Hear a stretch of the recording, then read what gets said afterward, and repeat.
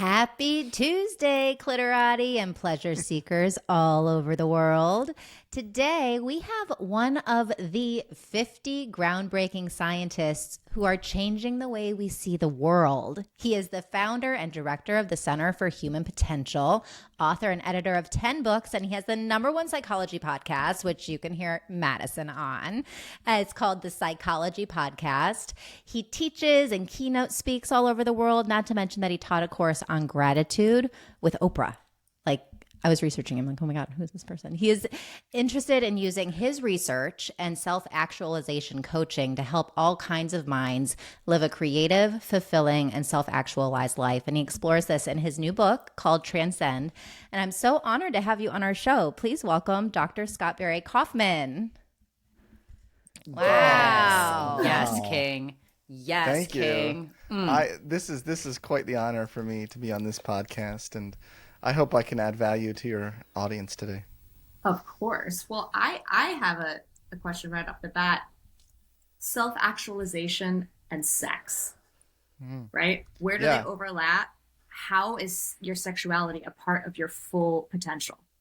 Yeah, I'm really glad you asked that because I've been thinking of the idea of what does a self-actualized sexuality look like? You know, what would that mean? And I don't think it's entirely different from what self-actualization looks like in general. When we're self-actualized, we feel fully alive. We feel as though we feel a great sense of wholeness and integration of our being. And we feel that there's a great synergy between our inner world and our outer world. And, applying that to the sexual domain, I think makes complete sense, transcendent sex, is something I'm very interested in as well. And I don't really get a chance to talk about who's not interested in that. This is not the topic I get a chance to talk about that much. So I really appreciate the opportunity. I briefly touched on it in my book, Transcend. I have a section on transcendent sex, but it's very, very short, the section. But the idea of self-actualization and really being a bridge to transcendence, right? So self-actualization isn't the goal. You want to eventually not focus so much on yourself, right? You want to eventually, I feel like some of the best sexual experiences are those where you are not so obsessively focused on yourself and your own pleasure and making sure that you're performing correctly and that you are thinking it through step by step. But those don't tend to be the most pleasurable experiences. For me, self-actualizing sex is one where you really bring your whole self to the table in a way that is transcending yourself. Yeah, amazing. And can you tell us a little bit, just so we know who you are and we're so excited to have you here. Can you tell our listeners just a little bit about your background and how you became interested in psychology and how you came to have one of the top psychology podcasts in the world? Well, I, as a young kid, where do we want to start? Where do we want to start with the story? But when you lost your virginity? No, I'm just kidding. Well, that wasn't my childhood. But to answer the question about how I became a psychologist and all that, long story short, when I was a kid, I had some learning difficulties, and they didn't know what in the world to do with me. Really, I think I just suffered from being creative and imaginative. And kids who are creative and imaginative don't really get rewarded in an education system that rewards conformity. I can relate to that one. Yeah. And I had some hearing difficulties when I was very young, which I outgrew, but I think that they didn't know what to do with me. And I think a lot of people thought I was stupid. And I just remember just looking around because they put me in special education when I was like really young. And I remember looking around at all the other kids and my friends and just being like, I think they have more potential than anyone's given them credit for. And I feel like I became the champion of potential even when I was young. So the seeds of what I do today really were planted at a very, very young age. I eventually fought my way out of special ed and ended up graduating with good grades in high school, and didn't get accepted into the psychology program that I wanted to get accepted to. I wrote a whole personal statement how I thought that we needed to redefine the standard metrics of potential, and go beyond like SAT scores. And they said like basically good story, bro, but your SAT scores aren't high enough to redefine potential, so won't let you into Wow. the. I was like, that's ironic. So I just went as an opera singer. So I was a professional opera singer for a little bit, as I was plotting my way into psychology, and then I eventually switched my major to psychology. Yeah. Haven't looked back since. And I've been a professor at NYU, University of Pennsylvania, Yale, Columbia, most recently Columbia. When I was at Penn 8 years ago, 9 years ago. Oh my God, oh my, geez, time flies. I know. So fast. It's nuts. I I decided to just start I mean, back in 2014, podcasting, I mean, it wasn't as big as it is right now, and I could easily just create I call it, let me call it the psychology podcast, there's like, I'm like, there's That like is not, what it's called. yeah. There's not that many other psychology podcasts in 2014. So I was Right. like, you know what? And let's see, I don't even know what I'm doing.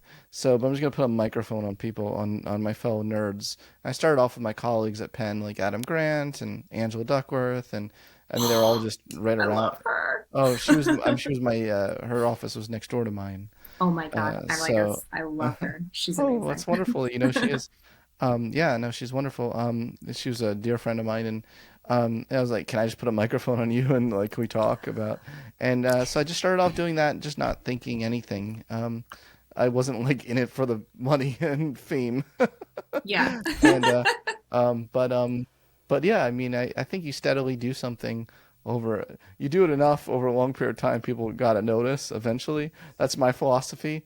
I've never been the kind of overnight success kind of guy. But I think like, you start accumulating numbers. People are like, okay, he accumulated the numbers. He did it. you know, Yeah. Yeah. That's you can't amazing. deny that. No. I know you can't argue with numbers and Yeah, facts, right? yeah, That's a little yeah, hard. yeah. I mean, That's amazing. What an incredible journey. And as I'm sitting here and I'm listening to your story, I'm still thinking about that self-actualization, right? And yes. I would say the three of us, some might call it our transformational journey. And I know for me, I've read Angela's books, I've done conferences, Amazing. listened to podcasts, I've done all the things.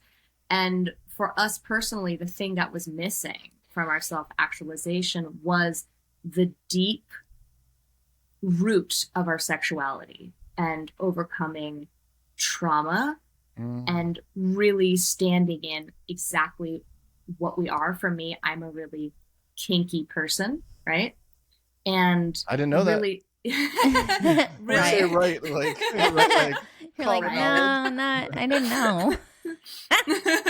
I didn't know until And- this moment. Okay. well, and owning all the aspects of who we are, I think, as Totally. humans, right? Like 100%. sexuality is such a base core principle of who we are, yet it is so taboo in our culture.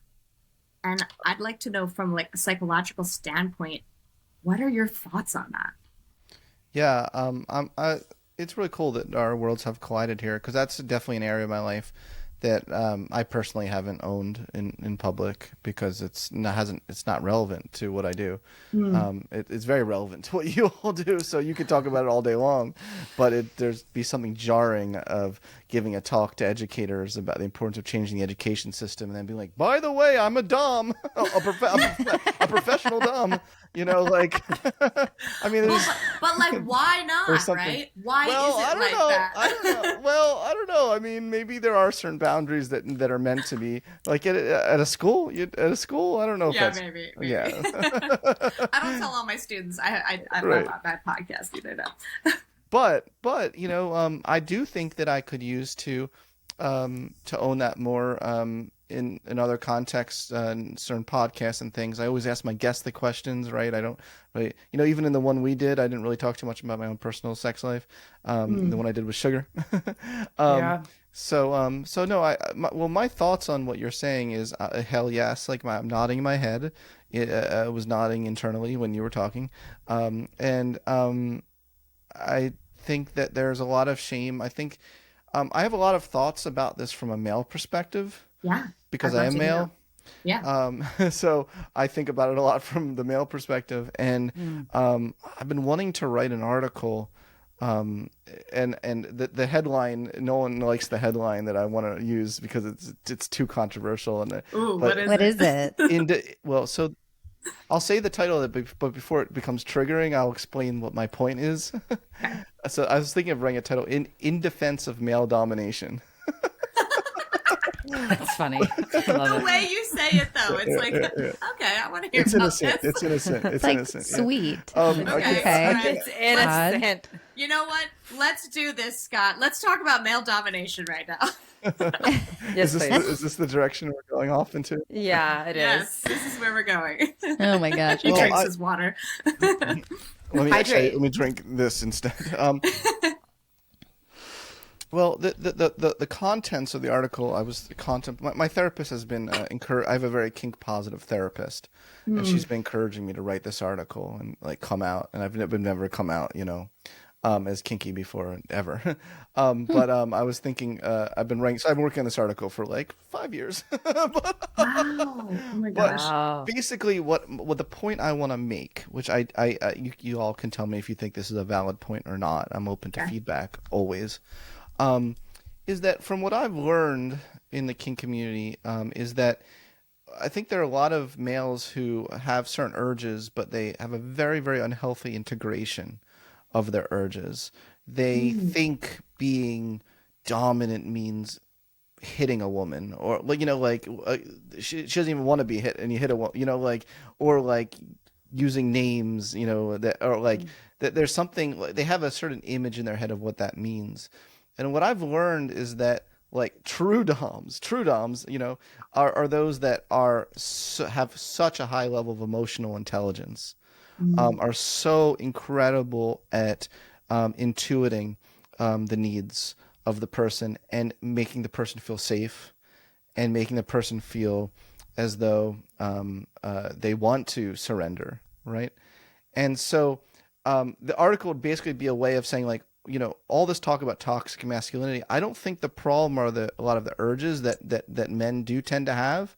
I think a lot of them have shame for it, but it's teaching healthy integration of it and through a lens of consent and mutual enjoyment.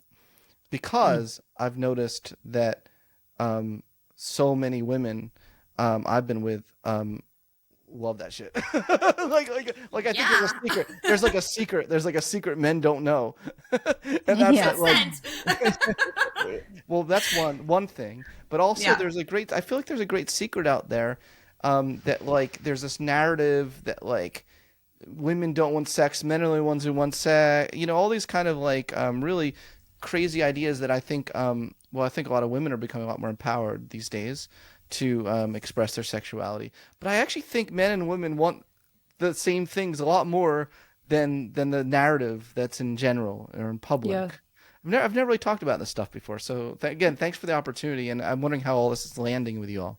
Yeah, no, it's so great. good. I mean, it First of all, I just extends wanna all the say. way back to like purity culture and like early Christian theology, I think. And then you fast forward to now, and it's like we're just still not given any language or education about sex and how to communicate about sex and how to learn about what we like and don't like. Like there's no pleasure education in our No. sex education. Like most of the sex educators aren't even certified. It's normally like a gym coach or like the mom who is comfortable saying the word penis, and they give the sex ed Or class. Condom. So I think that it is just so ingrained in our history that we're really just starting to unravel it, I think, in the last 5 years and talk about it more. And it's really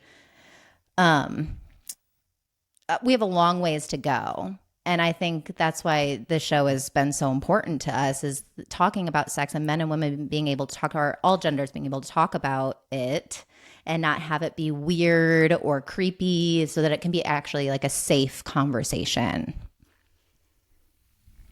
Yes, I Yeah. was talking to a dear friend of mine today, a female friend, and I know for the longest time she's like trying to find the one, she about et cetera, et cetera. You know, I want to find my true love, and so I asked her, I was like, you know, catch me up. How you doing? She's like, you know what? I've been trying out being a slut lately, and and she's like, I'm loving it, and I was like, wow. Highly recommend. 10 out of 10. Would recommend to a friend. And I was Would like, recommend. wow, like you go, girl. Like I have never, like that was just so out of character for her. But That's rad. like she felt safe enough to say that to me, you know, and like to admit, but she said it almost shyly. But she's like, you know what? I've been like, I don't feel, and I think I'm entering like a slutty exploration phase, and I'm loving it. And she's like, I realize I've been putting too much pressure on myself to find the one, and you know all this. And so I was like, yes, queen. Yes. Like, yes, like I no, met- I love I that met for my- you. I met Yeah, my yeah. fiance, who you met, Scott. Oh, I did. in Yeah. my slutty phase. That's Yeah. funny. That's Well, and I funny. think I don't want a relationship.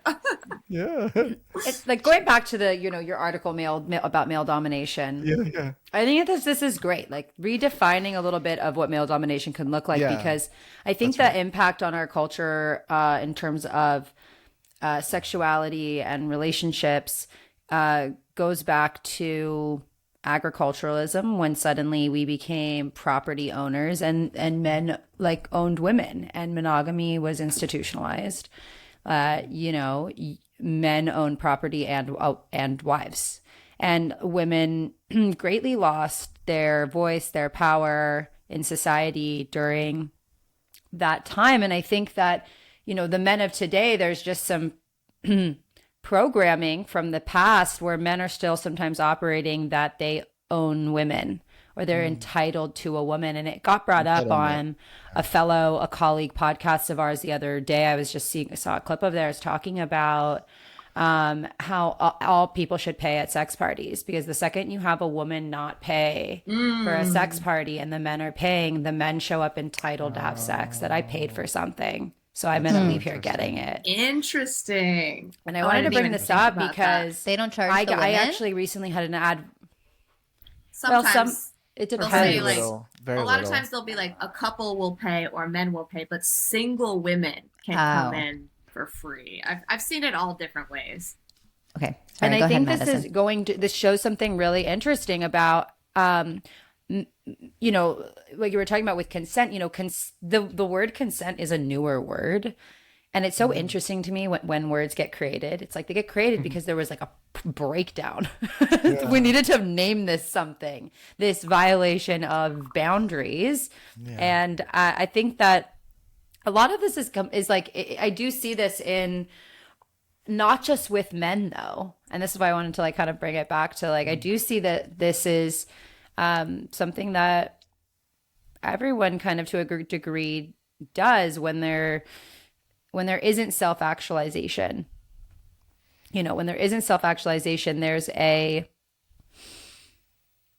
lack of awareness, a lack of consciousness in action. And so, of course, someone's violating someone's consent, someone's boundaries. They're not self-actualized in the first place. So they're going to these parties, not self-actualized, and now interacting from that place. It's like, so I feel really strongly about, showing up in sexual environments, and especially as a polyamorous person here and being in the play scene, that there be like a call to like have a certain standard amongst the community to adult to that degree. And I think having sex with adults in an environment like a play party is a very adult thing to do, and do your work before going, because otherwise you could really impact the environment. I agree. I started off with cuddle parties in San Diego. That was my introduction into that was my gateway drug to Cuddle well, party. I you love won't that. say what I do, but yeah. So that was my beginning, what I really liked, I learned a lot because there was a whole like 20-minute preamble before everyone started where they like explicitly, but not, this is good for someone who's a little bit on the autism spectrum, basically like if someone's not interested, if you're not interested, you say like, thank you, I'm complete, and like, it's like that's like code for I'm good. Like go away. Yeah. But it's so polite, but they also have you practice getting rejected, like, and just being able to how to take that graciously. And I think it's really important. You mentioned entitlement earlier, Sugar, and I think that that is a big problem in our society, and I think that a lot of people feel entitled they get angry if someone rejects you, and I think that happens the other way around. I get, because I'm a public figure, I got all these Instagram DMs from women, honestly, and if I'm like, thank you, I'm good, some of them get mad, and Oh, isn't that interesting? Like, I think Yes. entitlement is a cross-gender It phenomenon. For absolutely sure. is. so Yeah. I went to a party and they addressed this exact thing in such a beautiful way, and I'm going to be paraphrasing. So it was a lot of times at parties like this, or just in life, if someone turns you down, there's a no thank you, and then that's the end of it. So at this party, this was a bit more of a spiritual sex party, play party, and they encouraged an extra step, which was allow yourself to be with your feelings and express how that feels for you, and have the person who rejected you acknowledge your feelings. Wow. And I was like, wow, I've never heard it like done that way. It's like, okay, like be with the rejection a little bit and have it be the breakthrough. Like, okay, so I'm feeling a little bit of tension in my chest, and I'm just feeling a little, sad or angry, and have the person love be like, that. okay, I acknowledge your feelings. Thank you for sharing. And what would it be like if we could like have that container in the normie world, right? Oh, That's wow. so mature. That is so mature. So I mean, mature. That's Yeah. like I mean, next level. The like super unconscious slut in me is like hates that so much. And she's like, What, no, the she would unconscious literally be slut? just saying that Yeah. all night at the party. The unconscious slut that lives that's- within me. Well, Well, I think that's the because title of your next book, Sugar. I think that's the title of your next The book. unconscious slut. Yes. Well, and I have a title for your article, Scott. I feel like you could call Okay. your article "How Men Can Have Everything They Ever Wanted" in bed. Yes. Well, how men and women can have everything they Yeah. ever wanted. Yeah. I find I've been like really curious to really psychologically and scientifically in a nerdy way understand what is hot about hot sex. Like, I want to really break that down and understand it and analyze it, and I have analyzed it, and I think I figured it out. Okay, tell us what is hot about hot sex, please. Tell us it- scientifically. Now, obviously, this is not for hot. There are things at the margins. There are some who like really extraordinarily extreme stuff, but I think for most people, hotness tends to be energy flow. The energy of flow is what is hot.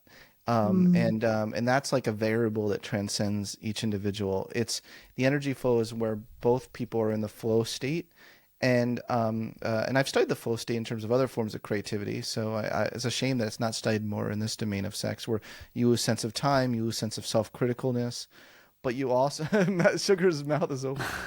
But I know Rin. I've met Rin before from Flow. Oh, yeah, he's a good buddy of mine. Yeah, we should. As you're saying this, I'm like, why have we not had them on the podcast? I've you been to should have parties him with that on. guy. Yeah. Yes.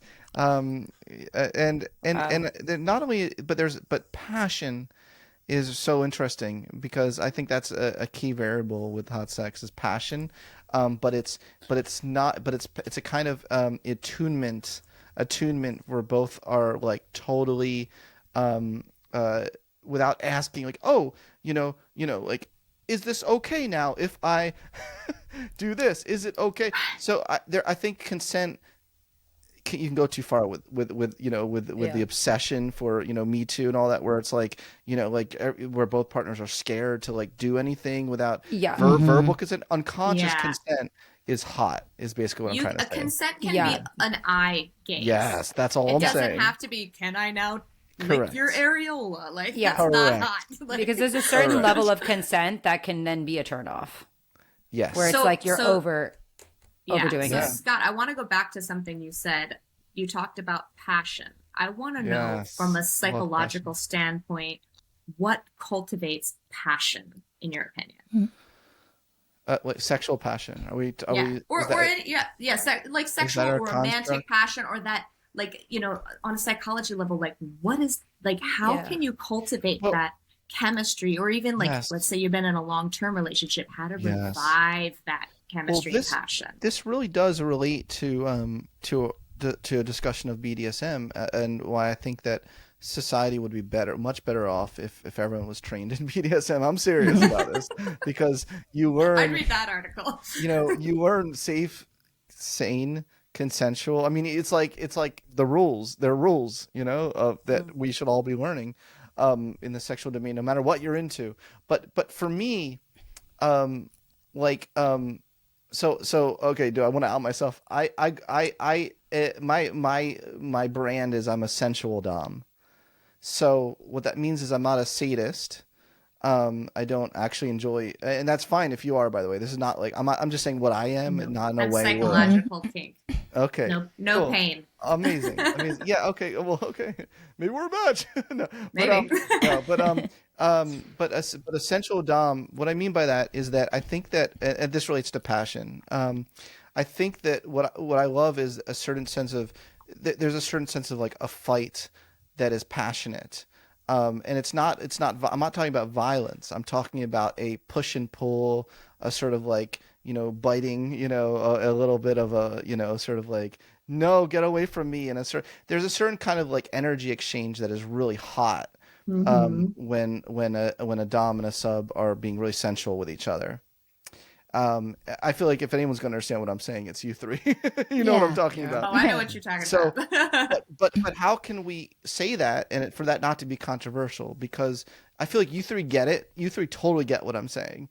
But I feel like we have these, like, for instance, like a lot of fantasies are not politically correct. My friend Justin Laymiller was on my podcast talking about that. We have to recognize a lot of what is hot is actually not politically correct, but it's like being able to have a free, safe space of not political correctness that's mutually like agreed upon, and that's what's hot, but I don't think people are really having really, truly open, honest conversations about this. I mean, Except for you three. But definitely we have. I would say almost all my fantasies are not politically correct, but I agree. Yeah, and that checks out. Right.